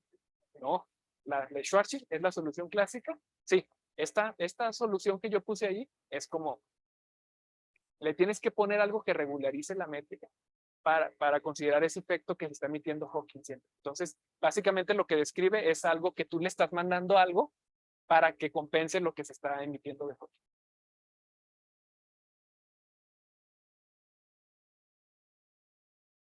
Es solución de las mismas ecuaciones de Einstein, pero ya no es en el vacío. Es lo que te estoy diciendo, que se está enviando un campo, está enviando un campo para compensar el efecto Hawking. Entonces el efecto Hawking lo consideras como lo que es raro, pero bueno, digamos como que tú lo que haces es que se emita radiación que compense ese efecto Hawking y entonces esta sería la métrica que sería realmente estable en este caso. Por eso se combina, es una modificación pequeña. Bueno, entonces esto es lo que hace él, ¿no? La interferometría manda estas dos señales, se producen dos señales de Hawking, seguimos prediciendo, digamos, bien de en qué longitud de onda va a caer, La eficiencia aumenta de estas señales porque se están sumando coherentemente dos señales y los picos suben 4 veces. De hecho, en teoría serían 4, pero realmente un poco menos de 4, pero no hay problema. Y bueno, hicimos el modelado, este es el experimento, tomando muchos espectros con diferentes, cada uno de estos, o sea, creo que son 440 espectros. Y bueno, ya eso les hacemos las transformadas de Fourier para sacar los datos que saca uno de cada uno de ellos y funciona con nuestro modelo. Entonces, en conclusiones, bueno, cuando vean este tipo de noticias ya saben que no estamos haciendo nada que pueda destruir el mundo, al menos nosotros. Entonces, no se preocupen. La siguiente es que, esto siempre lo digo como conclusión,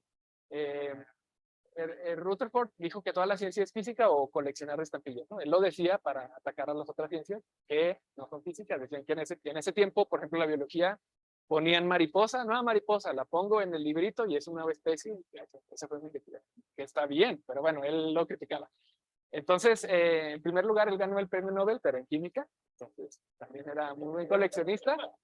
La frase significa que la física, yo como la entiendo, ¿verdad? Esa es mi interpretación, si quieren.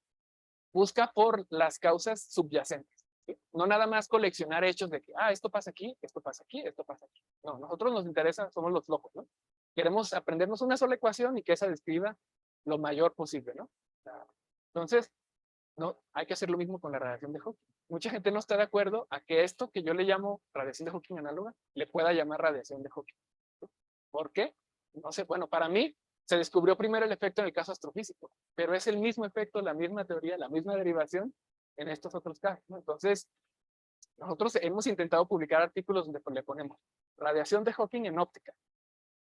No, cambien el título y pónganle análogo en algún lado. O sea, literalmente esa fue la corrección que nos hicieron casi en el PRL, la única corrección. Pónganle análogo en algún lado del título. Y por ejemplo, bueno, hoy estuve en la charla de Alonso y en ese caso también se estudia lo que sería el análogo del tunelamiento de Klein. Y bueno, me fijé que en los artículos no les pedía poner análogo, les ponían en grafeno, tunelamiento de Klein en grafeno. Entonces a mí me gustaría hacer eso, pero bueno, hay mucha renuencia y para mí esto es el efecto, no hay que coleccionar las estampitas, ¿no? De que, mira, esto pasa aquí, esto pasa aquí. No, todo es el efecto Hawking, es lo que nos gusta hacer a los físicos. Bueno, entonces les presento a mi grupo, Alan Moreno, Raúl Agüero, que es el que hace las simulaciones numéricas, Rodrigo Felipe, que está haciendo el experimento en la UNAM, que no les platiqué lo que está haciendo el experimento, espero que les salga pronto, el último experimento, ¿no? Y Eduardo y César, que se acaban de graduar de maestría y no sé si ya desaparecen. Espero que regresen pronto. Iban a presentar predoctorales, pero no lo hicieron. Y no sé si estuvieron viendo las fotos que ponía. Estas fotos son de la hice en DALL-E, o sea, le ponía así agujero negro, varias cosillas, ¿no? Ahí esta inteligencia artificial. En particular, por ejemplo, esta es una foto que yo tomé, que me gusta mucho y que tenía en mi sitio web, antes de que apareciera en mi sitio web. Y yo le puse literalmente solo esto, silueta de 4 personas sentadas, ¿no? Y ven la genera una que te da la misma vibra y pues, o sea, entonces ya puedo hacer mi sitio web sin tener fotos. La hace directamente. Gracias. Muchas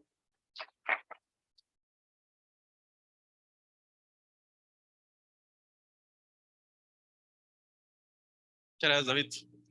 Por excelente charla. Voy a pasar el micrófono para que se escuche una grabación. No está mal.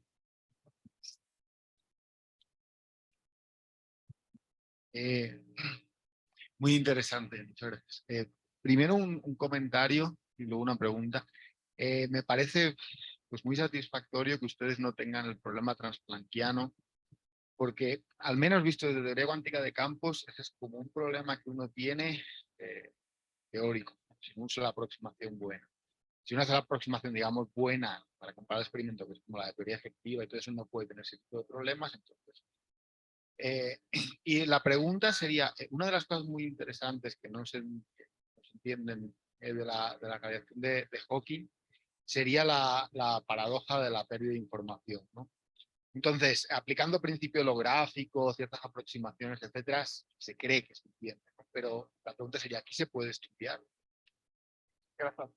Bueno, en primer lugar, realmente nosotros también tenemos el problema transplanckiano, porque también nuestra teoría es efectiva y no podemos suponer que vale para siempre, porque por ejemplo en el caso de la fibra, también tenemos un material que nosotros lo describimos por un parámetro que es el índice de refracción, pero si la longitud de onda baja, se hace cada vez más pequeña, pues ya debería estudiar yo como una partícula que se dispersa en este sólido, ¿no? Que va avanzando de manera... Entonces nosotros también tenemos nuestra escala efectiva mínima, que sería la distancia interatómica, si quieres, de la fibra de cera. Pero lo que nosotros decimos es que, aunque nosotros tenemos ese problema en la teoría, en el experimento no sigue funcionando. Eso es lo que, si lo quieres ver así, sería como una evidencia indirecta de que aunque se tenga ese problema transplanckiano también en caso de gravedad, también debería sobrevivir el efecto Hawking. Entonces, la forma en que se dice eso es que es robusto el efecto Hawking al problema transplanckiano. Lo que no es robusto, por ejemplo, sería el espectro térmico a la dispersión. Y la pregunta que me hiciste, ¿recuerda? Yo no me he metido en eso, Yo me sentiría como culpable de decir que podemos hacer cosas parecidas. Y hay artículos, en particular, por ejemplo, estos de Jeff Steinhauer y de Silke, Wayne Furner en los anátomos acuáticos, donde dicen que que ellos pueden estudiar eso. O sea, no nos hemos metido completamente, pero ellos lo ponen como en perspectiva, si quieren.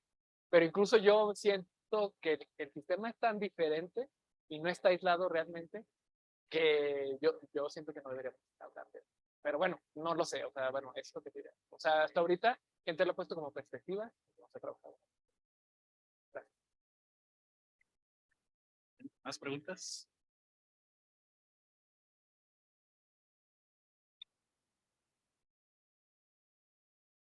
Muchas gracias por la plática. Bueno, no sé si me perdí ese comentario, pero cuando pues la radiación de Hawking también habla de esta relación, ¿no?, con la termodinámica del agujero negro. Y cuando pues, pasamos de acá bueno, a los otros sistemas, pues se presenta ahí como, o sea, ahí no hay analogía en la temperatura, o ya no hay. No, porque la analogía, bueno, al menos no hasta ahora, no puede estudiar algo al respecto, pero la analogía es a nivel solo cinemático, y entonces, pues, no tenemos nada equivalente, pero no me suena tan imposible que se pudiera ver si es posible, no sé si el resultado final sea. Lo que haría un físico sería entonces buscar condiciones en las que se pudiera hacer, ¿me entiendes? O sea, no hay que cerrarse así como que es imposible, ¿no? No, por esto no se puede. Ok, cámbiale el rango, cámbiale el sistema, búscale, ponle la métrica la que te haga falta para que salga, ¿no? Entonces, digamos, bueno, no hay que ser tan pesimistas en general. El trabajo casi siempre es como ser optimista y pesimista a la vez. No, sí, tiene que poder, pero a la vez tú ser un crítico de que no, pero es que la gente no va a decir eso. Entonces puede ser.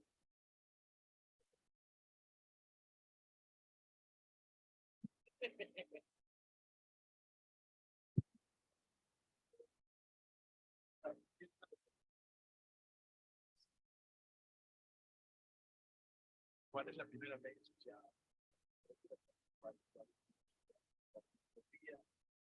Estar relacionando la pregunta que ocurre, que la vean, que eso fueron entendidos. Pues, saca análogo de termodinámico. ¿Qué te dicen sobre termodinámica asociada? Es lo que te digo, nosotros no lo vemos como termodinámica, o sea, simple y sencillamente lo vemos, de hecho, inicialmente la gente lo estudiaba en términos de la temperatura, o sea, ponía temperatura efectiva, es una temperatura casi constante, excepto que al final se pierde, entonces, bueno, pues sigue la aproximación. Por ejemplo, en el caso óptico, es de los casos con mayor dispersión, porque por la forma en que tenemos de que no se parece, digamos, casi nada a la métrica de Schwarzschild. Entonces, nuestra temperatura es, digamos, lo modificamos, nosotros lo que queremos es medirlo. Entonces, lo que hacemos es que la temperatura, en lugar de ser un espectro térmico, sea un espectro completamente no térmico, que tenga un pico lo más alto posible. Entonces, incluso hablar de temperatura, bueno, se podría hablar de la temperatura a esa frecuencia, una temperatura efectiva, pero varía mucho. Entonces, por eso digo que como que incluso sería raro pensar en hacer la termodinámica, pero en este caso, pero lo que yo lo veo es como, bueno, por buscar un caso en el que sí tenga sentido hablar de esa temperatura. Por ejemplo, un caso sería tratar de considerar que el espacio análogo tiene la métrica de Schwarzschild. Pues ahí sí vas a tener un solo parámetro de temperatura. Y como tú dices, entonces puedo construir yo un análogo ahí de de la termodinámica de agujeros negros. No se ha hecho. Bueno, una termodinámica asociada. Sí, no se ha hecho.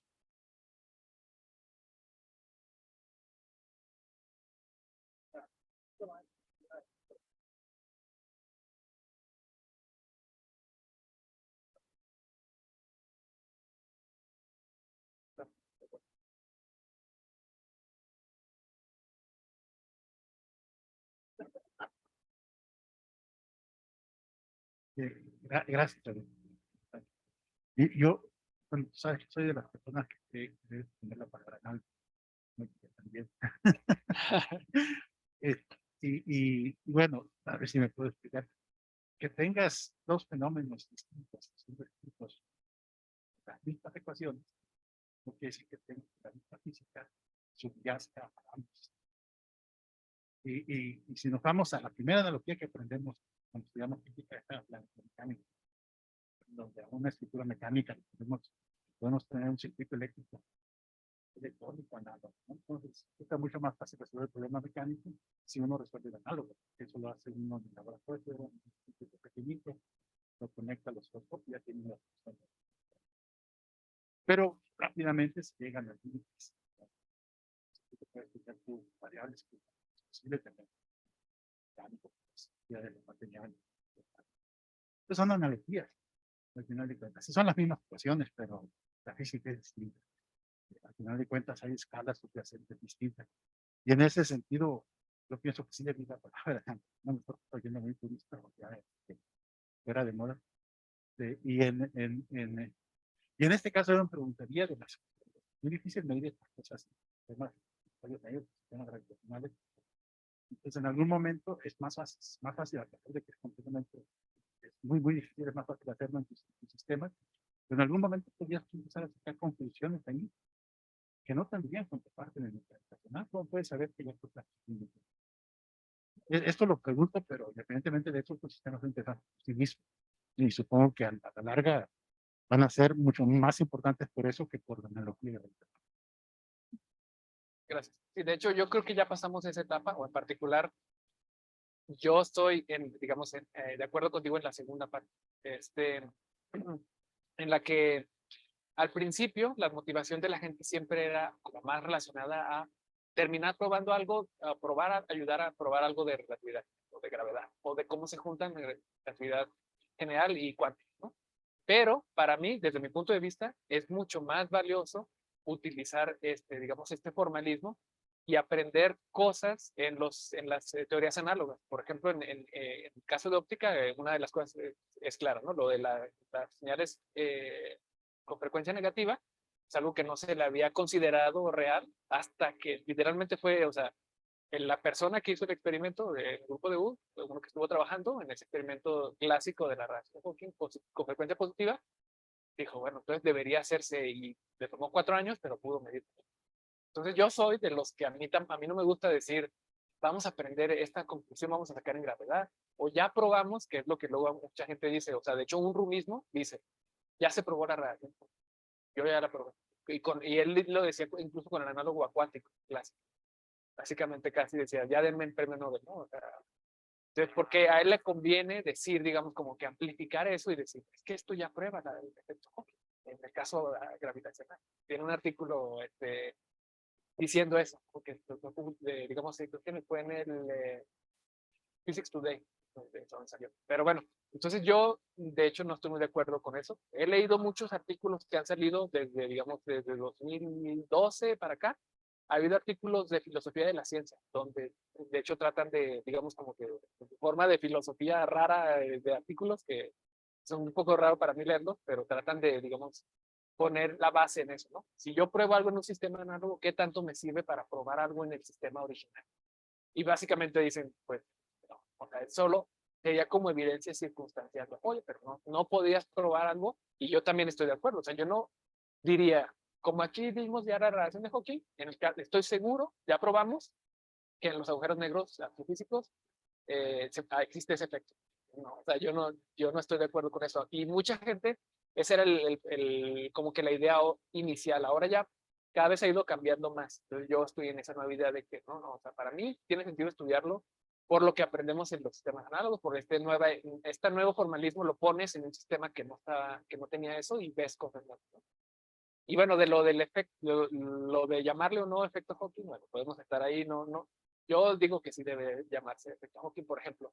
Si en este sistema descubrieras un nuevo efecto que no se había considerado y luego lo vas y lo buscas en el otro, también está, ¿le vas a llamar cosas diferentes? No, lo medí en el caso del agua y en el caso eléctrico lo medí después. Entonces, aunque fue inspirado y se ve que es el mismo efecto del mismo origen. Pero bueno, como dices, de hecho, o sea, es como cosa de cómo clasificar de alguna forma. O sea, la física sigue siendo la misma. No hay problema. Sí, no, yo creo que hay que llamarlo igual. No, y quería hacer un comentario aparte fuera de la parte científica, otro ámbito en el que yo creo que también es importante tener cuidado con las palabras. Yo tengo un primo que vive en Arizona y por allá cuando salieron estas cosas de los negros análogos, ya en un periódico, tal, una noticia de que se estudian los psicólogos ahí, y uno te la no, y yo preguntando, realmente estaba muy peligroso. Pueden hacer lo que tratan. O en una ocasión, un amigo, que es profesor en una universidad católica, él es creyente, y estábamos a tomar unas copitas, y parte me dice, me da mucho la partitura de Dios. Sí, Yo creo que sí hay que tener cuidado con hay que la tener cuidado, nomenclatura. estoy de acuerdo. Bueno, nada más, esa es la foto que le pedí, agujero negro destruye la Tierra o algo así. No se ve muy bien, pero es un agujero negro que empieza a consumir todo, ¿no? De acuerdo, que hay que pensarlo bien.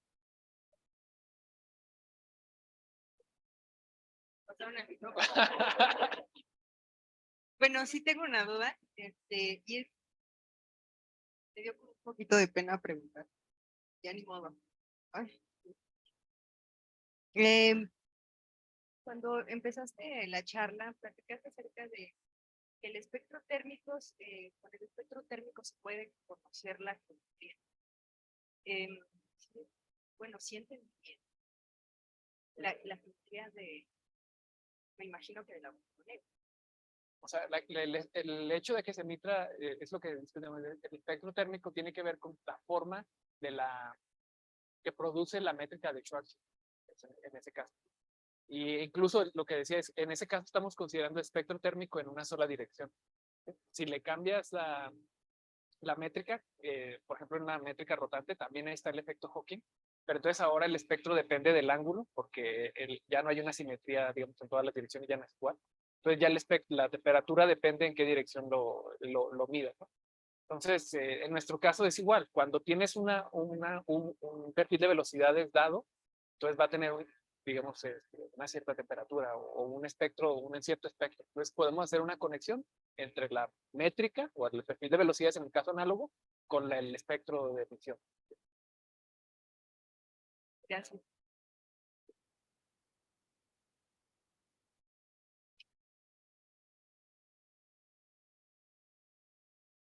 Gracias, David. Una excelente presentación. Una pregunta con respecto a la métrica. Si uno utiliza otro tipo de métricas como de Sitter, anti-de Sitter, encuentro también radiación de Hawking. Y eso es, no sé, plausible para tu investigación, si has utilizado algo con eso. La O sea, respuesta, porque... ajá. bueno, la respuesta es que sí, porque he visto artículos de gente que hace cosas así, incluso en 5+1 dimensiones, en el ADS de 4+1, creo. Exacto. Exacto. Lo que hay que tener es un horizonte, ese horizonte aparente, que la gravedad superficial sea distinto de cero y que, o sea, no en todos, pero si tiene un horizonte, que eso es lo más difícil, digamos, casi yo te diré eso, que sea estático y que tenga esa gravedad superficial distinta de cero en el horizonte. Entonces, hay muchos casos en los que se puede hacer. Entonces, sí. Y digo, yo he visto artículos de la anti-de-Sitter en particular, estoy seguro que es eso. Gracias.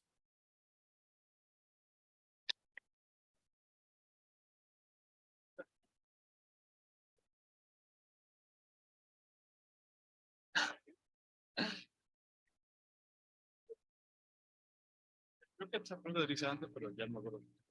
Ese que mencionas tiene que ver con ¿Ese qué, perdón? el que mencionas. Tiene que ver Ah. con el de la Sí, es el mismo. pero ¿en qué hace sentido ahí? O sea, que él hizo contribuciones en óptica, no le hizo No estoy seguro que es el mismo, pero como que me recuerdo que sí era el mismo. Roy, ¿qué? Pues yo no, debería ser demasiado. Estaría raro, ¿verdad? Sí, Estaría raro. demasiado. Además es como más viejo esto, probablemente. El efecto que era.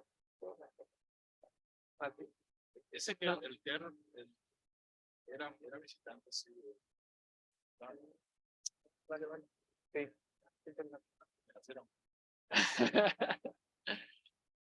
Sí.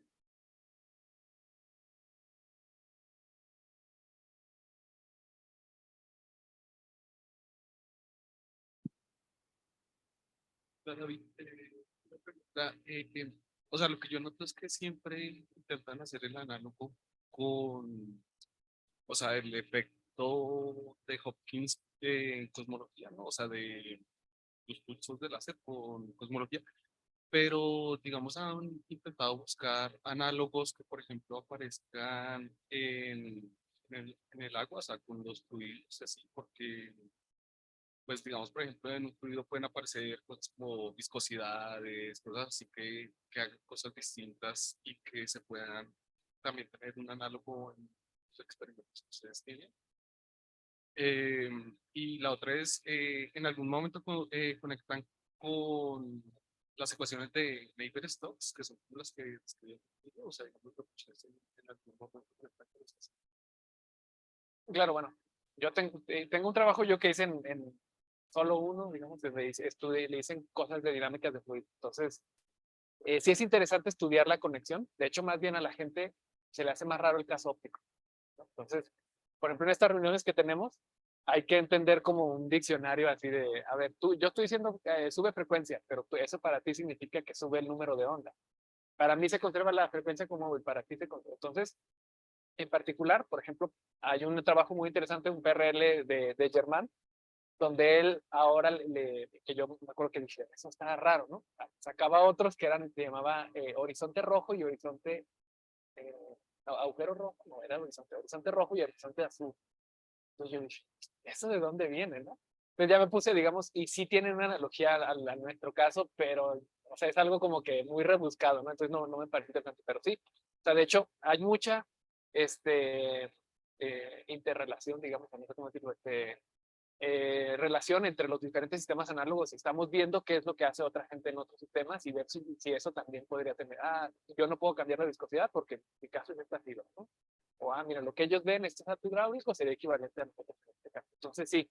Y de hecho, ir a las reuniones en este caso es como un poco raro en el sentido de que, bueno, yo cuando iba a las reuniones en el doctorado, pues, como que varios hacíamos lo mismo y podíamos entendernos muy fácilmente, pero acá donde aprendes más es en esa interacción con la gente que hace otras cosas. Y luego de pronto ves un estudiante, platica, ¿no? Un estudiante tiene un póster de un sistema nuevo, utilizando grafeno en no sé qué. Ya vas a ver. Y estamos todos decidiendo si se puede ser o no puede ser. Ya lo defiende el estudiante, ¿no?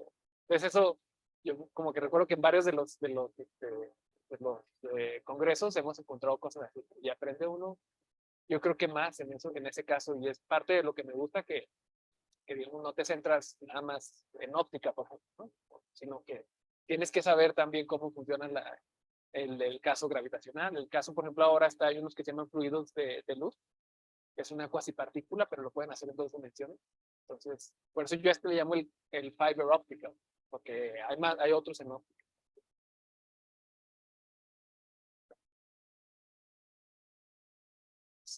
Una otra pregunta, Juan Luis.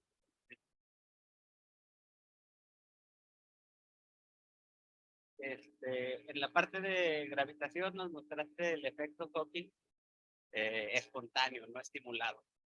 Y en la parte óptica nos lo mostraste el estimulado. En gravitación, ¿qué sería? ¿Que le estés iluminando al...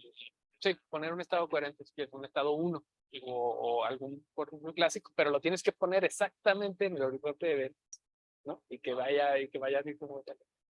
Pues eso lo que haría sería que en lugar, digamos, si tú le pones una partícula 1, pues te va a salir más de 1. o se va a amplificar. Entonces, o si pones un pulso de luz, pues va a salir un pulso de luz con más energía, ¿no? En el caso clásico.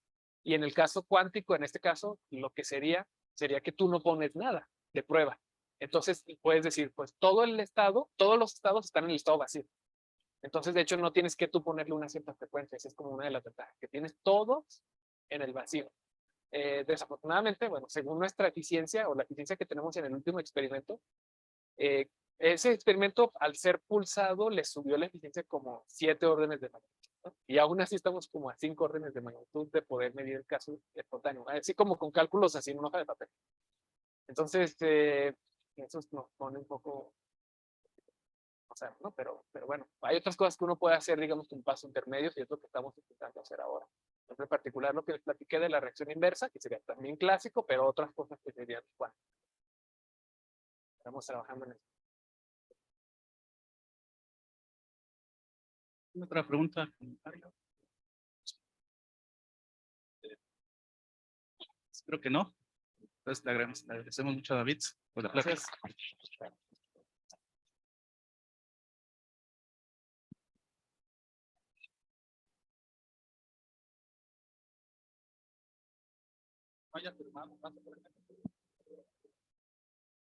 Debería saber esto de qué eres.